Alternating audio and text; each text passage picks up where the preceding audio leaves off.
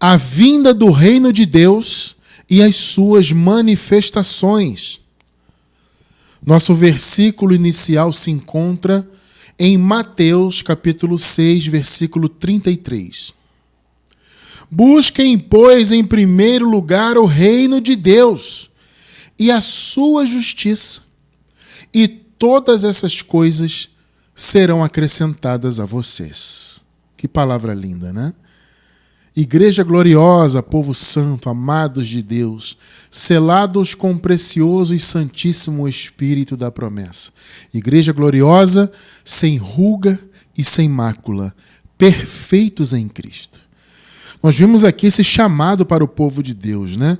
É claro que aqui era Jesus de Nazaré se referindo àqueles judeus, mas certamente essa palavra de Jesus, uma vez que ela se refere ao reino de Deus, claro que é uma palavra que transcende aquele tempo, né? E essa palavra, com toda certeza, ela nos alcança.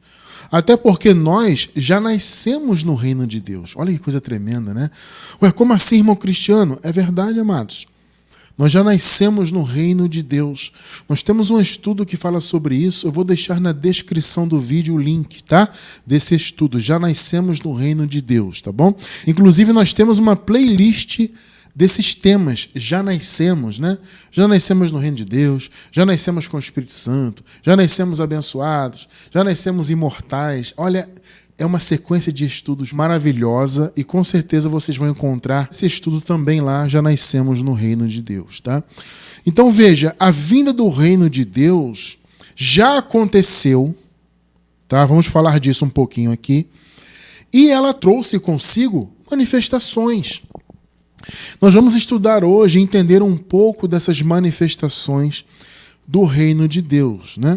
Vocês viram aqui então Jesus falando, né? Busquem primeiro o reino de Deus e a sua justiça, ou seja, a justiça de Deus e de seu reino. Irmão Cristiano, buscar o reino de Deus é o quê? Eu buscar entrar nele? O buscar seria eu me esforçar para entrar no paraíso? Veja, não é isso que Jesus está falando aqui. Tá?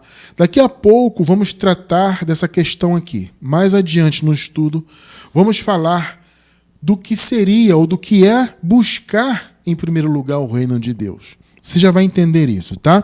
Só que antes disso, eu quero que você entenda que de fato o reino de Deus já veio.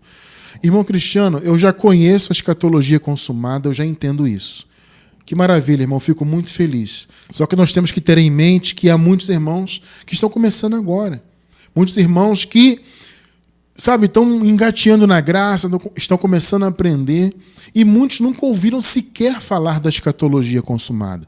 Então eu preciso dar aqui uma pequena palhinha, né, como eu costumo dizer, uma pequena introdução desse assunto. Claro que é um assunto vastíssimo, né?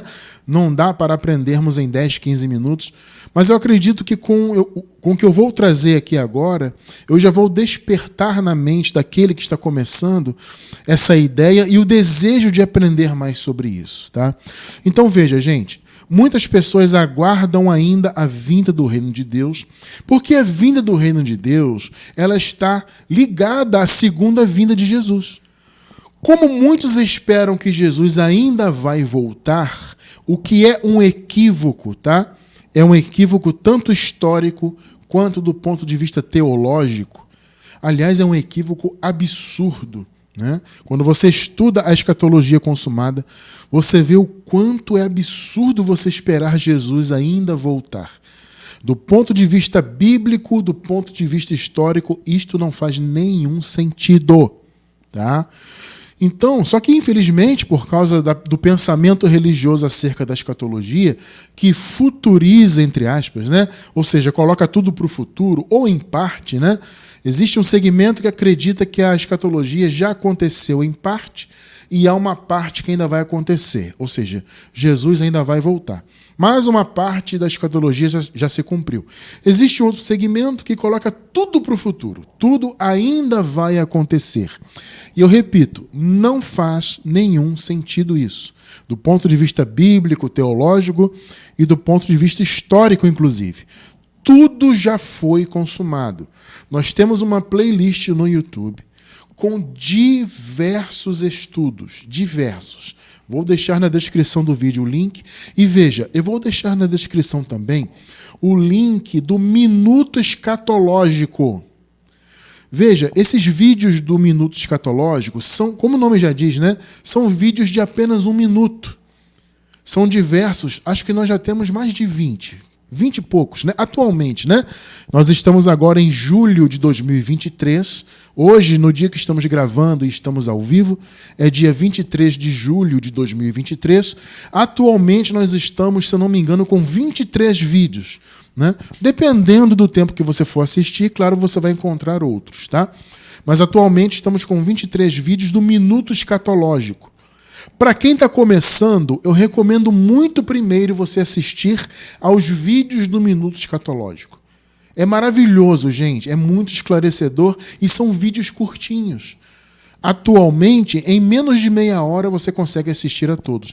E aí sim, depois de assistir aos vídeos do Minuto Escatológico, eu te convido a assistir aos vídeos da Escatologia Consumada. Veja, nós já estudamos tudo isso com muita profundidade. Claro que o estudo ainda não acabou, há muita coisa ainda para estudarmos, muitos pontos para vermos, mas a base do raciocínio que nós já temos é muito boa. Com certeza, ao assistir aos nossos estudos de escatologia consumada, você já vai compreender muito bem. Ainda que, repito, existam pontos que ainda precisamos tratar, mas você já vai entender muito bem. Então fica a minha recomendação. Assista aos vídeos do Minuto Escatológico e depois toda a escatologia consumada. Ambos os links das playlists estarão na descrição do vídeo no YouTube, tá bom? Na gravação, tá? Então, abençoados, eu vou dar só uma palhinha hoje para você que não conhece esse assunto entender que o reino de Deus já veio porque Jesus já voltou. Eu sei que isso parece loucura, né? Para quem nunca ouviu isso, você nasceu nesse mundo acreditando que Jesus vai voltar ainda. Todo mundo fala isso hoje. Qualquer coisa que acontece no mundo, pronto, Jesus vai voltar. Ah, deu um terremoto, Jesus vai voltar. Recentemente passamos aí por um vírus, uma pandemia, né? Jesus vai voltar. Ah, porque tem uma guerra não sei aonde. Ah, Jesus vai voltar. Enfim, só que Jesus já voltou. Já se consumou. Já aconteceu e não é loucura. Tá bom? É muito fácil você ver isto na palavra e até na história da humanidade, porque há registros da segunda vinda de Cristo na história da humanidade também. Observe só, como eu falei, eu vou dar só uma palhinha aqui, o que Jesus fala aqui, por exemplo, em Mateus capítulo 16, versículos 27 e 28. Observem, Nova Versão Internacional. Pois, olha só, gente, o Filho do Homem, que aqui é Jesus, né, virá. Ué, irmão Cristiano, mas aí está no futuro, virá. Claro, gente, Jesus falou isso, ele estava antes, né? Ele estava falando de algo que de fato ainda aconteceria. Só que já aconteceu. Só que na época do texto aqui ainda ia acontecer. Por isso ele fala no futuro. O Filho do Homem virá na glória de seu Pai. Observe, gente, Jesus está falando da sua segunda vinda. Algumas pessoas pegam esse trecho aqui de Mateus 16. Aqui são os 2 últimos versículos do capítulo, né? E aí no capítulo 17, há o relato ali da transfiguração de Jesus. Então veja, algumas pessoas forçam a barra na interpretação. Inclusive, muitos nem leem o versículo 27, tá? A maioria lê só o 28. É aquele conceito que eu já falei para vocês, que o sistema religioso tem e faz muito, que é isolar versículos do contexto. Então, eles leem só o 28, e aí eles pegam logo o 17, que é o próximo versículo, para falar que Jesus estava se referindo, na verdade, à sua transfiguração. Eles dizem assim, não, o que Jesus falou aqui, ele não estava falando da sua vinda, da sua segunda vinda, mas sim da transfiguração. Não é. E o versículo 27 que estamos lendo agora é a prova disso. Esqueçam, gente, o capítulo 17 aqui de Mateus, ele fala de um outro assunto, é um outro momento, é uma outra coisa. Ele fala da transfiguração de Jesus, que não tem nada a ver com a sua segunda vinda. Aqui no capítulo 16, versículos 27 e 28, ele está falando sim da sua segunda vinda, não da transfiguração. Repito, o versículo 27 nos prova isso. Pois o Filho do Homem virá na glória de seu Pai. Note, ele está falando da sua segunda vinda, ele não está falando de transfiguração. com seus anjos. Eu pergunto, houve anjos ali na transfiguração? Não, não houve. E então recompensará, observe que está sublinhado aí na tela, né? Recompensará, ou seja, Jesus está falando do juízo. Inclusive o juízo final, né? Que já aconteceu. Na playlist de escatologia consumada, nós temos um estudo específico sobre o juízo de Deus que já aconteceu. Um estudo maravilhoso, inclusive, né? Então, o que vocês estão observando aqui no 27? Que Jesus está falando de fato da sua vinda no reino.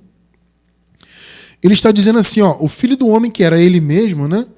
Vai vir na glória de seu Pai, com seus anjos, e então recompensará, ou seja, o juízo, cada um de acordo com o que tenha feito. Perceberam? Então Jesus está falando aqui da sua vinda em glória, com seus anjos, e está falando do juízo final. Porque, veja, gente, tudo isso aconteceu na mesma ocasião.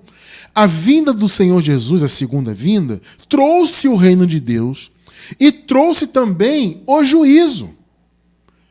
Perceberam? Então ele está falando da sua segunda vinda. Esqueçam esta interpretação errônea que diz que Jesus está falando da transfiguração. Transfiguração é um outro assunto. Bom, muito bem. No versículo 27 está muito claro que ele está falando da sua segunda vinda, né? Não está claro? Muito bem. Agora observem o 28. Garanto-lhes que alguns do que aqui se acham... É aqui o que, irmão Cristiano? Aqui hoje, 2023? Não. Ele está falando daqueles que estavam ouvindo ele lá, há 2000 anos atrás. Pegou ou não? Percebeu? Garanto-lhes que alguns do que aqui se encontram, né? Aqui se acham. Ou seja, alguns de vocês que estão aqui agora me ouvindo, e isso há 2000 anos atrás, não experimentarão a morte antes de verem o Filho do Homem vindo em seu reino. Pegou? A segunda vinda de Deus, a vinda do Filho do Homem, traria o reino junto. Agora, observaram o que Jesus disse aqui? Alguns de vocês estão aqui me ouvindo. E alguns dos que estão me ouvindo agora ainda estarão vivos quando eu voltar no meu reino. Gente, quando alguém diz que Jesus ainda vai voltar, está chamando Jesus de mentiroso. Ou então a pessoa acredita que há alguém com cerca de 2000 anos de idade. É só você raciocinar. Se Jesus disse que alguns que estavam ali com ele, ouvindo ele falar, iriam estar vivos ainda na sua segunda vinda, das duas uma, ou Jesus mentiu, o que certamente ele não fez, né? Ou então alguns daqueles que estavam ali estão vivos até hoje com 2000 anos de idade. Eu te pergunto, você conhece alguém com 2000 anos de idade? Já ouviu falar? Tem algum registro aí? Tem alguma reportagem? Estamos aqui com essas pessoas, eles são judeus da antiga Jerusalém, que estão vivos até hoje. Você conhece alguém assim? Já viu alguma reportagem? Não tem, né? Pois é. Jesus estava dizendo que a sua vinda, a sua segunda vinda e, consequentemente, a vinda do reino, aconteceria ainda naquela geração, gente. Percebeu? Ou seja, ainda naquele tempo. Ora, se alguns daqueles que estavam ouvindo Jesus estariam vivos ainda na sua segunda vinda, significa que seria ainda naquela geração. Você não pode dizer que Jesus ainda vai voltar, gente. Do ponto de vista bíblico, isso é um absurdo. E as pessoas pegam, como eu falei agora há pouco, né, o capítulo 17 do livro de Mateus, onde é iniciado ali falando da transfiguração, e dizem que Jesus estava se referindo a isso. Pelo amor de Deus, gente, isso é até desonesto, tá, do ponto de vista intelectual. Porque vocês viram comigo no contexto, o versículo 27, ele está falando claramente da sua segunda vinda, em glória, com seus anjos, e trazendo juízo. Então, ele não está falando de transfiguração nenhuma. Transfiguração é outro assunto. Então, alguns que estavam vivos ali, ouvindo ele falar, estariam vivos quando a segunda vinda de Jesus e, consequentemente, a vinda do reino acontecesse. Percebeu? O reino de Deus já veio. A segunda vinda de Cristo já aconteceu. Irmão Cristiano, quando foi então precisamente? Foi no ano 70 depois de Cristo. Veja, não é 1970. É o ano 70, antes do fim do primeiro século da era cristã. Tá? Ano 70. Irmão Cristiano, por que você tem certeza disso? Como eu falei, a história registra, né, as consequências da segunda vinda de Cristo. Observe Jesus falando aqui em Mateus 24. Vamos ler os versículos 2 e 3 e depois eu vou ler o versículo 34. Primeiro o 2 e depois o 3. Vamos lá. Vocês estão vendo tudo isto? Aqui no contexto, Jesus estava saindo do templo e eles estavam ali conversando a respeito do templo. Né? Os discípulos estavam mostrando para ele as construções. E aí Jesus aproveitou e disse, vocês estão vendo tudo isto? Ou seja, ele estava se referindo àquele templo de Jerusalém que estava de pé ali. Vocês estão vendo tudo isto? Todas estas construções? Perguntou Jesus. Eu lhes garanto que não ficará pedra sobre pedra. Ele estava se referindo àquele templo. O templo de Jerusalém, que foi destruído no ano 70. Perceberam, gente? Olha só. A destruição daquele templo de Jerusalém marcou historicamente a vinda do reino de Deus e a segunda vinda de Cristo. Em Mateus 24, Jesus está profetizando justamente sobre a sua segunda vinda, e ele fala ali sobre todos os acontecimentos que antecederiam, né, a sua segunda vinda. Então ele estava preparando ali o coração dos discípulos para eles saberem o que aconteceria antes. Né? Então, primeiro ele fala da destruição do templo. A destruição do templo foi a culminação disso. Entende? O objetivo, inclusive, da segunda vinda era esse.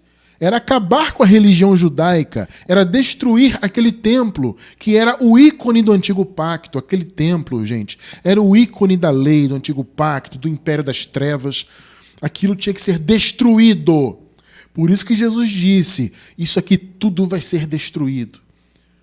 E aí ele segue falando da sua segunda vinda.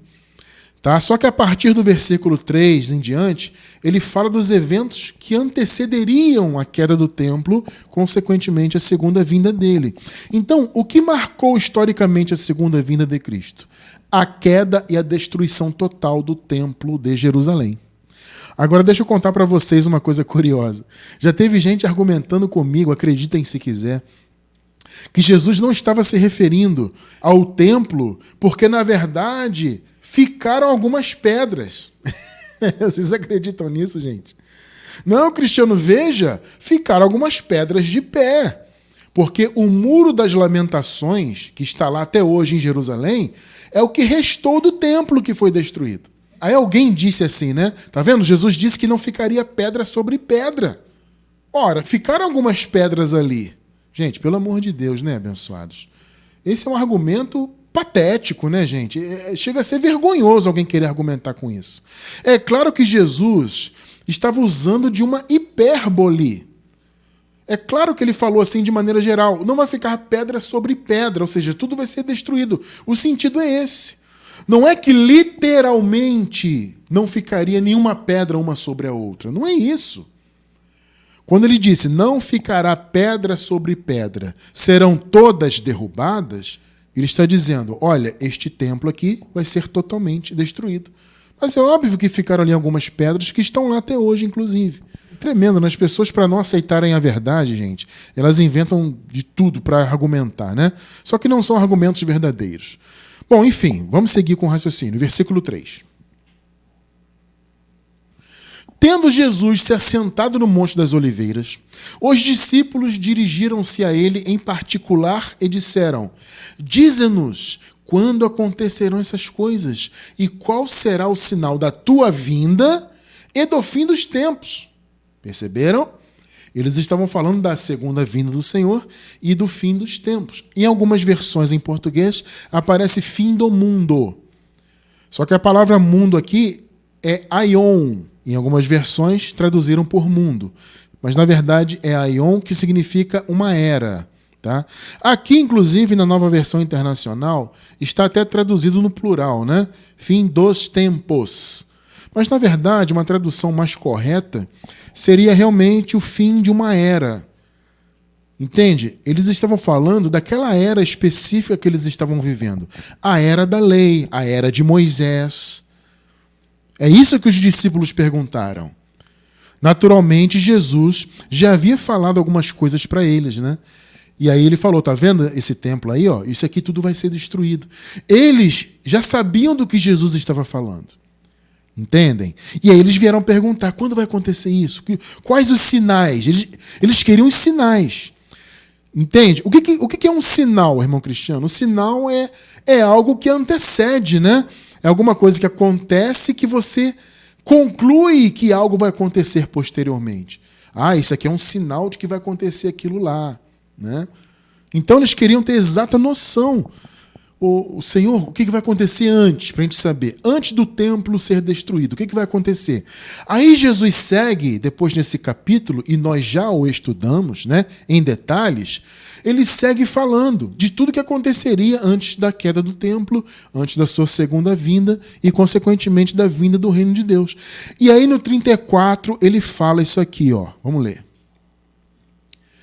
Eu lhes asseguro que não passará esta geração. Lembram-se do que nós lemos em Mateus 16? Alguns dos que estão aqui não verão a morte até que me vejam vindo no meu reino. Ou seja, alguns que estão aqui ainda estarão vivos.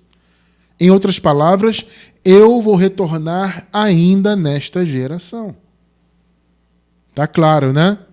Eu lhes asseguro que não passará esta geração, ou seja, aquela geração, aquele tempo que eles estavam vivendo, até que todas essas coisas aconteçam. Todas.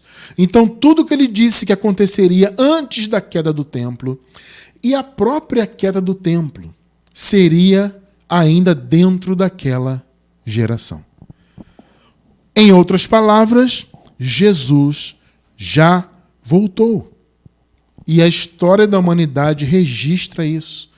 Porque tudo que Jesus profetizou, assim como Daniel profetizou também, dizia respeito à guerra dos judeus contra Roma. Então houve uma rebelião dos judeus contra Roma. Percebem? Aquela rebelião redundou em guerras. Por isso que Jesus fala, olha, quando haverá guerras e rumores de guerras. É isso, aquelas guerras dos judeus, dos israelitas, de Jerusalém contra Roma.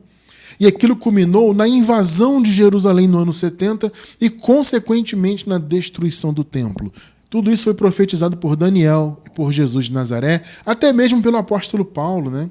O Paulo fala assim, ó, quando vocês ouvirem falar em paz, sobrevirá sobre eles, sobre Jerusalém, né, uma repentina destruição. O Paulo falou isso porque houve um pequeno período de paz ali antes da destruição total de Jerusalém. Então houve rumores de guerras, rebeliões, todo aquele movimento. E houve depois um pequeno período de paz. E Paulo profetizou, olha, quando vocês ouvirem falar de paz, vai vir uma destruição repentina. E foi o que aconteceu porque ninguém esperava. De repente, Roma veio com seus exércitos e invadiram Jerusalém e destruíram tudo. Mais de 1 milhão de judeus morreram. Milhares e milhares foram feitos de escravos. E o templo, a religião, o país dos judeus veio por terra. Essa foi a segunda vinda de Cristo. Tem registro na história humana. Porque muitos dizem assim, Cristiano, mas não tem registro na história da humanidade. Onde é que está registrado que Jesus voltou? O que mais tem são registros sobre isso. É só você estudar sobre a guerra dos judeus contra Roma naquela época ali. Tá? Então, abençoados, o reino já veio. Eu estou falando tudo isso até agora, dando essa introdução, para você entender que Jesus já veio. Não tem essa que Jesus vai voltar no futuro. Sabe? Não existe isso, não tem nada na Bíblia, gente. Olha, gente, não tem absolutamente nada na Bíblia. E veja, eu me surpreendi também. Porque, gente, há muitos anos atrás eu acreditava que Jesus ia voltar. No meio do sistema a gente acredita nisso. Mas quando você vai estudar, você é surpreendido com essas informações. E você vê, realmente não faz sentido. Você não encontra nada que apoie, né, essa ideia que Jesus ainda vai voltar em nossos tempos. Não tem isso aí. Então veja, o reino de Deus já veio. Tá? E veja, o reino de Deus, ele trouxe consigo manifestações. Vamos entender agora um pouco, então, essa questão do reino de Deus. Porque o reino de Deus veio e ele trouxe, claro, manifestações. O reino de Deus, ele é um território? Sim, o reino de Deus é um território. O reino de Deus é o paraíso, onde todos os filhos de Deus vão viver para sempre em um corpo glorificado. Todos nós receberemos corpos de glória. Após essa vida terrena, receberemos um corpo de glória, corpo este que nós já temos em nosso espírito. Porque a palavra diz, amados, que nós já fomos abençoados com todas as bênçãos. Então o corpo de glória é uma bênção, é uma promessa, já está em nosso espírito. Ele só não se manifestou ainda porque estamos vivendo um período aqui de vida terrena. E o corpo de glória não é para cá, para essa vida terrena. O corpo de glória é para o paraíso. Então o reino de Deus, no sentido de território, ele é o paraíso. Observe aqui um texto bíblico, um versículo, né, só para pontuar o que nós estamos falando, que fala do reino de Deus enquanto território, né? Fala sobre entrar no reino de Deus, ou seja, o raciocínio ali é território, né? Mateus 7, 21. Observem só. Nem todo aquele que me diz Senhor, Senhor, entrará no reino dos céus. Ou seja, é uma visão aqui territorial. Nem todos que me chamam de Senhor vão ultrapassar os portais do reino dos céus. Ou seja, o paraíso, reino dos céus, reino de Deus, paraíso, tudo isso são sinônimos. É a mesma coisa. É território, tá? A visão aqui é territorial. Então, nem todo aquele que me diz Senhor, Senhor, entrará no reino dos céus, mas apenas aquele que faz a vontade de meu Pai que está nos céus. Esses são os filhos do Senhor, né? Tá bom? Então, o reino de Deus é um território onde as pessoas entraram, nós já estamos lá espiritualmente, mas também vamos adentrar fisicamente, não com este corpo atual, mas com um corpo glorificado, tá? Então nós também vamos adentrar o território do reino de Deus com um corpo de glória. Já estamos lá, repito, espiritualmente, tá? Então o reino de Deus, ele é um território. E o reino de Deus também, ele se manifesta espiritualmente habitando em nós. É interessante isso, né? O reino de Deus, ele é um território, mas ele está em nós espiritualmente falando. Ou seja, nós estamos no reino porque ele está em nós. Então nós estamos vivendo essa vida terrena, mas estamos ligados ao reino de Deus espiritualmente. Então nós podemos dizer que já estamos lá do ponto de vista espiritual, porque o reino está dentro de nós. Então veja, o reino de Deus, ele é um território, é o paraíso, onde os filhos viverão para sempre. Glória a Deus por isso, né? Mas ele também é uma manifestação espiritual dentro de nós. Observem só Jesus falando isso aqui. Lucas 17, versículos 20 e 21. Certa vez, tendo sido interrogado pelos fariseus sobre quando viria o reino de Deus, Jesus respondeu, olha só, gente, o reino de Deus não vem de modo visível. Gente, pelo amor de Deus, muitos acreditam nisso. E quando Jesus voltar no futuro, segundo quem acredita que ele ainda vai voltar, né? Então eles dizem assim, ó, quando ele voltar, você vai ver Jesus explodir no céu, vai ver aquela luz, os anjos, e você vai poder observar a glória do Senhor. Olha o que Jesus está dizendo. É totalmente o contrário, gente, do que a religião diz. A religião diz que as pessoas vão ver fisicamente no futuro Jesus explodir no céu, aquela glória, as nuvens literais, né? O pessoal entende tudo literalmente, né? Então, nas nuvens literais, etc. Jesus fala exatamente o contrário. O reino de Deus não vem de modo visível. Então, a segunda vinda de Cristo não seria visível aos olhos humanos. Houve um aspecto visível? Houve. Que foi o quê? Foram as guerras, a destruição de Jerusalém e do templo. Isso foi realmente um aspecto visível.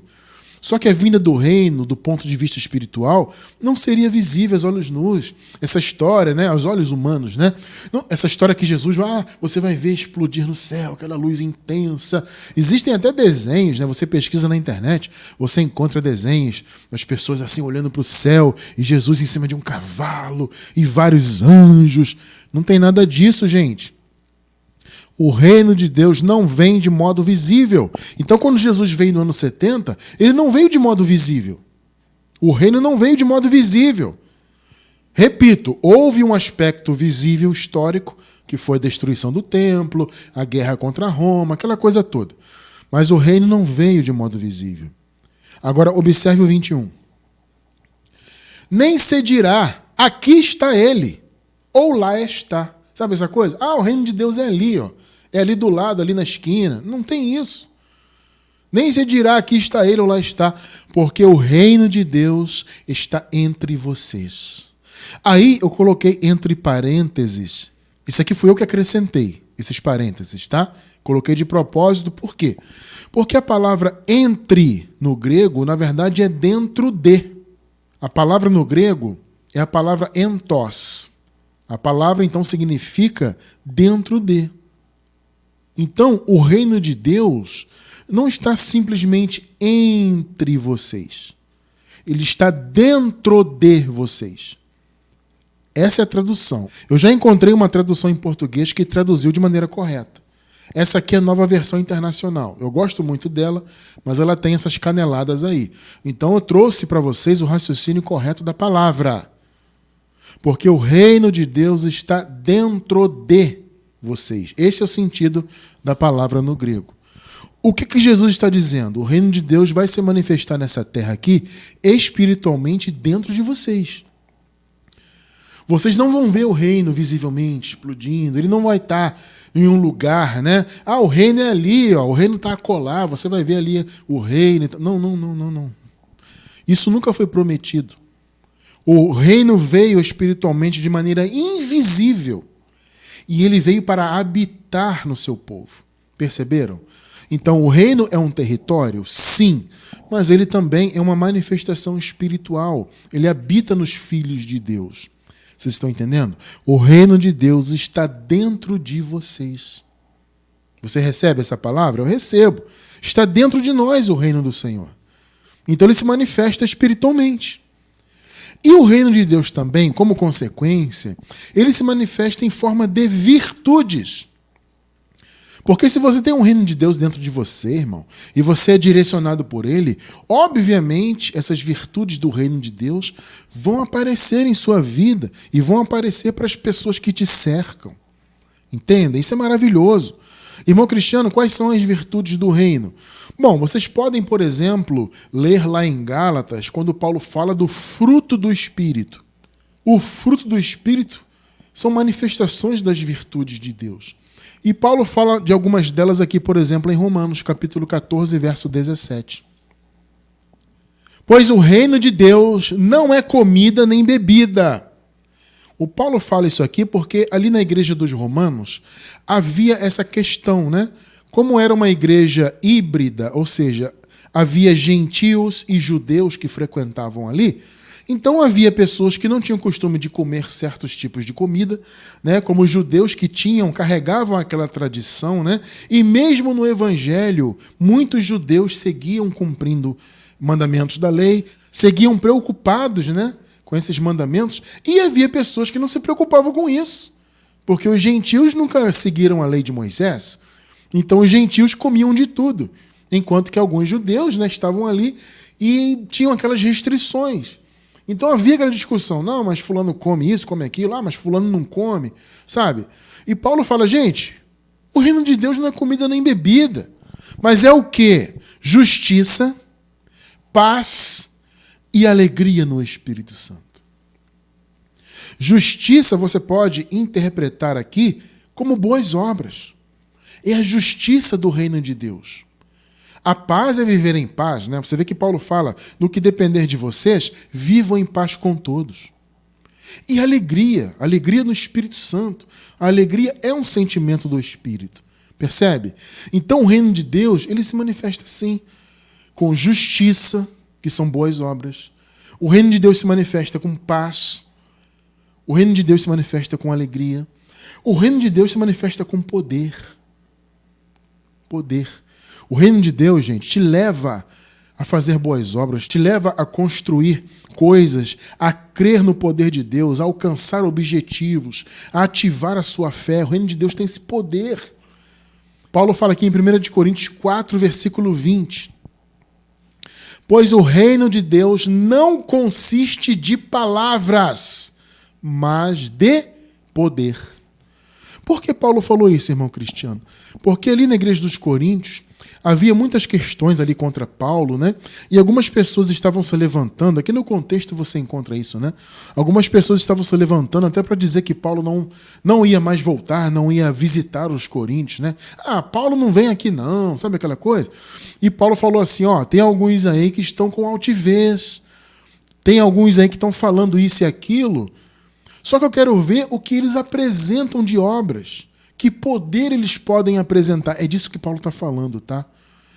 Aí ele fala, o reino de Deus não é palavra. Porque esse pessoal está com jactância aí, está com o nariz em pé, né? Eles estão aí muito se sentindo, né? Eu quero ver o que eles têm para mostrar. É isso que Paulo está falando ali. Porque eles estavam falando contra Paulo, alguns ali na igreja, né? Ah, Paulo não vem mais, Paulo não vai visitar a igreja. E falando mal dele, né? Falando por trás, né? Naturalmente. E Paulo ficou sabendo. Aí Paulo falou, olha, tem alguns aí falando isso e isso. Veja, o reino de Deus não é palavra. Palavra qualquer um fala. O reino de Deus é poder. Eu quero ver o que esse pessoal mostra aí. Quais são as obras deles, né? O que eles têm para mostrar em relação ao reino de Deus? Meu irmão, o negócio é sério. Ou seja, o reino de Deus, ele é poder, ele é demonstração de poder, de obra, de coisas boas sendo feitas, né? De resultado. O poder de Deus, ele te dá, por assim dizer, um currículo, entre aspas, né? Entende? Porque ele é poder, o poder ele é dinâmico.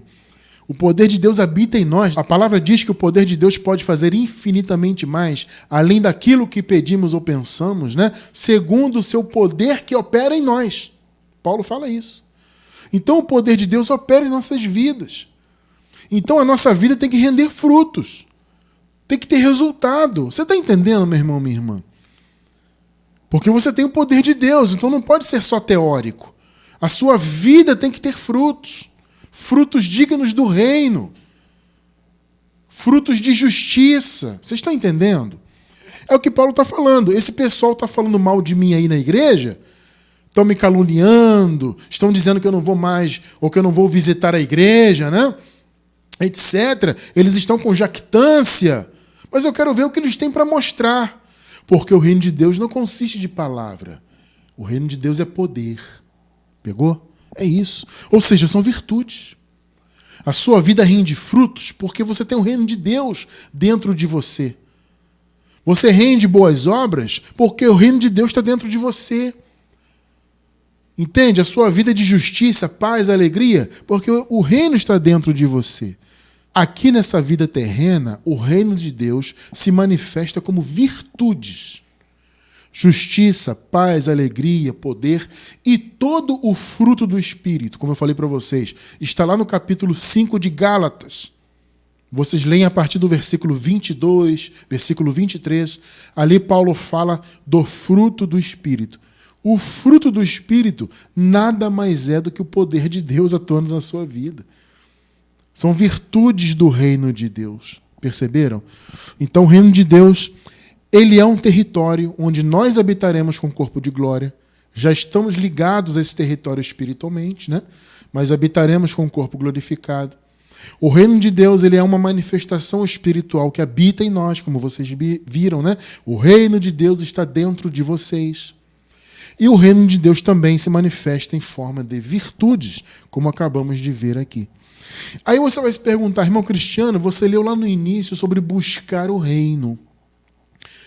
O que significa isso? Buscar primeiro o reino. Buscar é o quê? É eu me esforçar para entrar nele? Não. Você já nasceu no reino. Você que é filho de Deus, já nasceu no reino, porque o reino está dentro de você. Percebeu, né? Então, o buscar não é você se esforçar para entrar nele.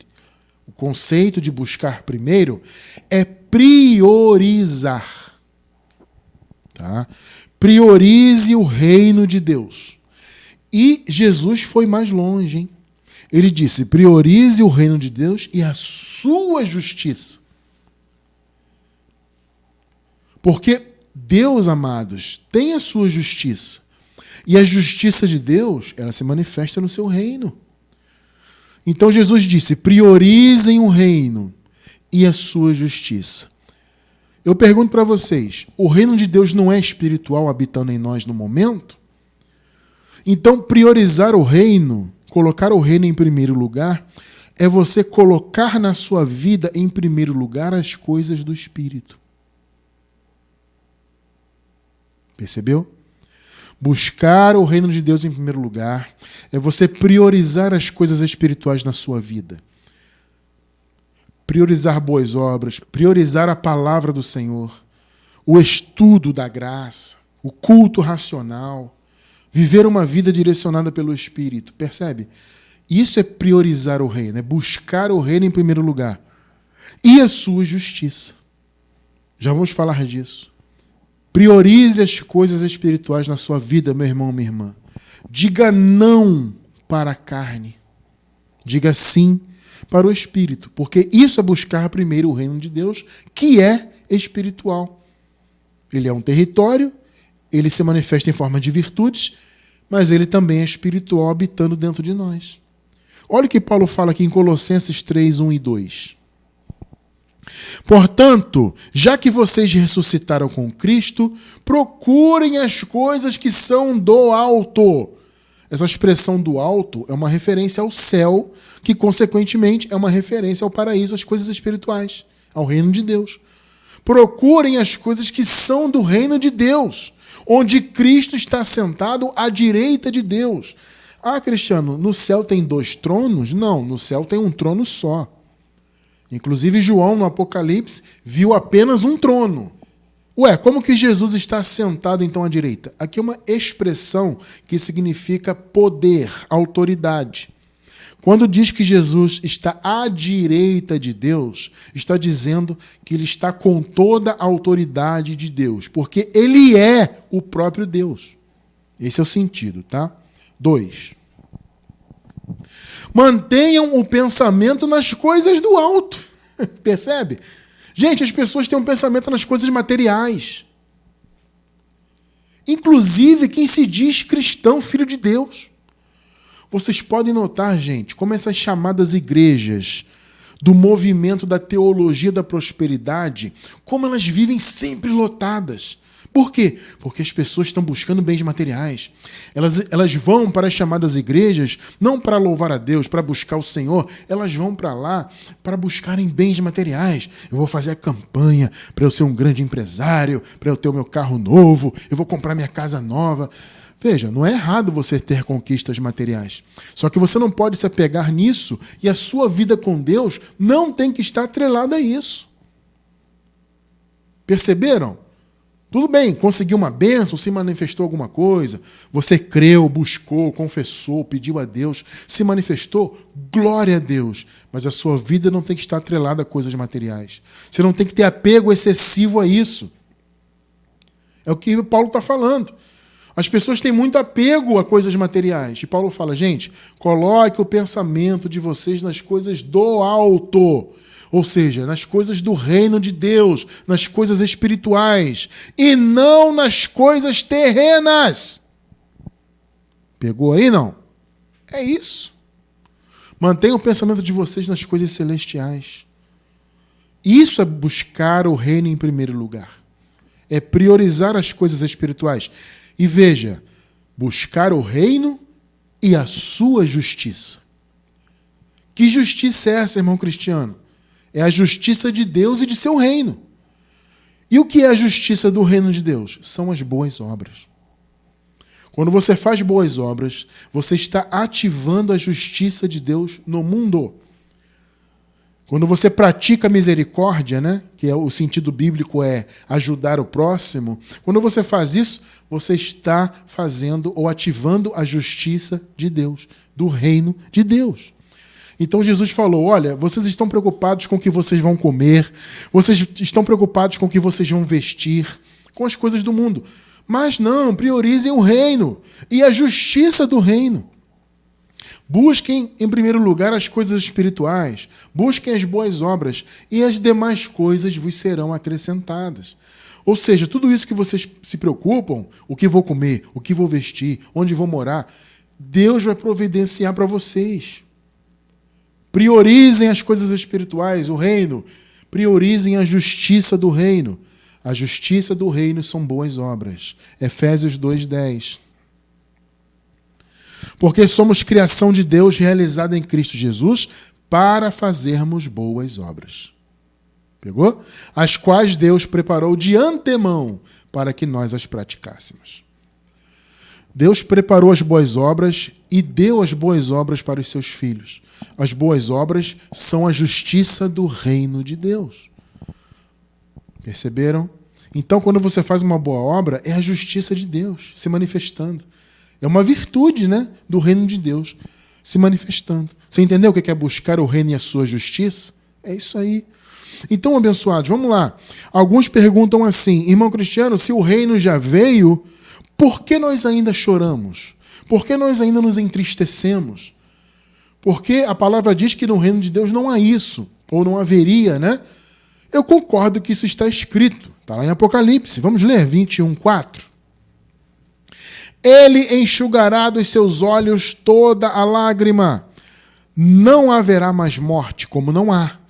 Nós já estudamos isso aqui. Ué, Cristiano França, como assim não há, abençoado? As pessoas morrem todos os dias. Calma lá. A Bíblia fala de uma morte específica. Não é a morte biológica. Eu vou deixar na descrição do vídeo um estudo sobre essa questão da morte. Você vai entender de qual morte a Bíblia fala e de qual morte, portanto, os filhos de Deus já foram libertos. Gente, a morte não existe mais. Quando este corpo biológico voltar para o pó, nós seguiremos vivos. A morte biológica não vai nos alcançar, não vai alcançar a nossa alma, o nosso eu. Não vou me aprofundar nisso porque não dá tempo. Como eu falei na descrição do vídeo, na gravação, vocês vão encontrar um estudo sobre isso. Não haverá mais morte, como não há mais, nem tristeza, nem choro, nem dor, pois a antiga ordem já passou. De fato, né?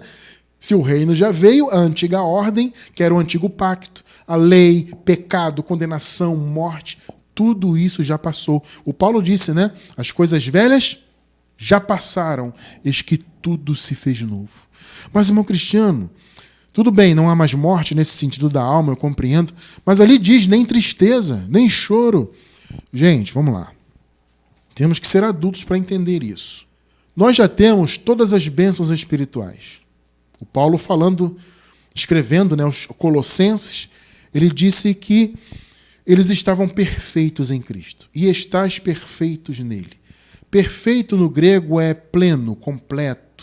Ou seja, nada falta espiritualmente. Em Cristo nada nos falta. E Paulo disse mais, vocês já foram abençoados com todas as bênçãos espirituais. O reino de Deus, ele é uma bênção espiritual, ele está dentro de nós. Nós já o temos. Entendam isso. Só que isso não é para essa vida terrena, gente. As promessas para o reino de Deus são para serem vividas no paraíso. Nessa vida terrena, não. Porque nós estamos ainda em carne. Estamos nesse corpo. E esse corpo está sujeito à dor, à tristeza, à morte biológica, não da alma, mas biológica. Vocês estão entendendo? As promessas, gente, do reino de Deus não são para essa vida terrena. Eu digo para você, quando que você vivendo aqui nesse mundo material, você vai estar livre de lágrimas? Isso é no paraíso. No paraíso não haverá lágrimas, nem tristeza. Você vai viver plenamente com um corpo de glória. Nós já temos todas as bênçãos? Lá no Espírito, sim. Só que nós ainda estamos no corpo. Olha só o que Paulo fala aqui. 2 Coríntios 5, versículo 6. Portanto, temos sempre confiança e sabemos que, enquanto estamos no corpo, estamos longe do Senhor. Percebeu aí a revelação? Mas, irmão Cristiano, por que Paulo falou isso? O Espírito Santo não habitava em Paulo? Sim, habitava, assim como habita em nós hoje. Ora, irmão Cristiano, se o Espírito Santo habitava em Paulo, por que Paulo está falando que ele estava longe do Senhor? Amados, obviamente, ele está se referindo a estar longe fisicamente. Porque, veja, em espírito ele estava com Deus. Porque o Espírito Santo já habitava nele. Por isso que eu digo, em espírito nós estamos com Deus, já estamos ligados ao paraíso. Mas Paulo está falando aqui de uma proximidade física. Porque enquanto eu estou no corpo, eu estou longe. Ou seja, eu estou aqui na terra e o paraíso está lá em cima. O paraíso é o terceiro céu. Vocês estão entendendo? Paulo está falando de distância física mesmo. Em outras palavras, o corpo é uma barreira. Nós temos todas as bênçãos espirituais. Já temos todas as promessas. O reino de Deus já habita em nós. Mas enquanto estamos no corpo, estamos longe do Senhor. Percebeu o conceito? Esse é o conceito. Enquanto você está vivendo essa vida carnal e terrena, você está longe do Senhor. Você está longe do paraíso, no sentido territorial do paraíso. Então não é estar longe espiritualmente, é porque você está num corpo e esse corpo é uma barreira. O nosso corpo de carne, ele não tem acesso ao reino, né? O apóstolo Paulo disse, a carne e o sangue não herdam o reino de Deus. Então esse corpo adâmico não pode adentrar o paraíso. Percebeu, né? Então, o Paulo está dizendo o seguinte, eu estou habitando nesse corpo de carne e logo eu estou distante do Senhor. Ou seja, eu não tenho condições de viver toda a plenitude do Espírito. Eu não tenho condições de viver toda a plenitude das promessas, porque eu estou nesse corpo. Perceberam, né? Então, gente, essa história de que as pessoas vêm argumentar, né? Ah, você fala que Jesus já voltou, mas ainda existe morte. Não existe, como eu já disse. Mas tem tristeza, tem choro, tem dor. Ora, que reino é esse? O reino espiritual, ele está aqui dentro. Mas eu só vou viver essa realidade lá no território do paraíso. Esta realidade aqui não é para ser vivida nessa vida. Não tem nem sentido isso. Quando que vivendo aqui você nunca vai sentir dor? Quando que vivendo aqui você nunca vai chorar? Perceberam, né? Essas promessas já são nossas. Já estão no Espírito, mas serão vividas no território do reino de Deus. Perceberam? Por quê? Porque nós estamos no corpo. E enquanto estamos no corpo, estamos longe do Senhor. Percebeu o conceito? Muito bem. Eu quero encerrar com João 18, 36, que também tem uma grande revelação. Vejam só. Jesus disse, o meu reino não é deste mundo. Perceberam? O meu reino não é daqui. Não espere eu voltar e trazer o meu reino fisicamente para cá. Meu reino não tem nada a ver com isso aqui. Perceberam, gente? As promessas de Deus serão vividas plenamente no paraíso. É claro que pela fé, nós já podemos viver promessas de Deus aqui. Manifestações de Deus. É claro que sim. Mas a plenitude disso é no território do reino. Por quê? Porque o meu reino, o de Jesus, o reino de Deus, não é deste mundo. Se fosse, os meus servos lutariam para impedir que os judeus me prendessem. Mas agora o meu reino não é daqui. Que revelação, hein? O reino de Deus não é desse mundo material. O reino de Deus está aqui em nós espiritualmente, mas ele não é daqui. Então aqui ele se manifesta habitando em nós espiritualmente e, consequentemente, o reino de Deus se manifesta com virtudes, como vimos agora há pouco. Mas a plenitude das promessas serão vividas, né? Toda a plenitude será vivida lá no paraíso. Então, gente, o reino de Deus já veio. Nós já estamos espiritualmente nele e vamos usufruir dele para todo sempre após cumprirmos aqui a nossa jornada terrena. Essa é a promessa de Deus. O que te aguarda é um corpo de glória, é uma vida perfeita, realmente sem choro, sem dor, sem lágrimas, sem nada disso, lá no reino do Senhor. É o que nos aguarda e é o que nós esperamos e glorificamos a Deus e agradecemos a Ele por isso. Muito obrigado, Senhor, por essa grandiosa provisão. Amém.